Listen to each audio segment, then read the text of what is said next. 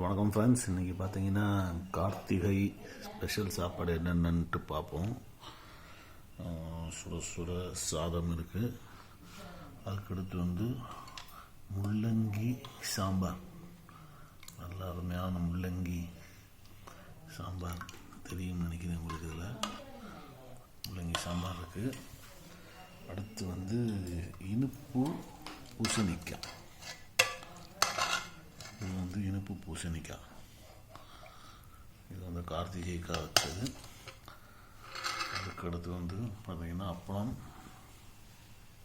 அதுக்கடுத்து பார்த்திங்கன்னா பாயாசம், பால் பாயாசம், முந்திரி இதெல்லாம் போட்டது இது இருக்குது. இது கார்த்திகை ஸ்பெஷல் இதுக்கு செஞ்சது.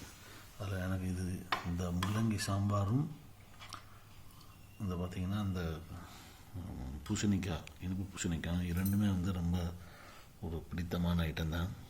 ரெண்டுமே நல்லா பார்ப்போம். இன்றைக்கி சாப்பிடணும்.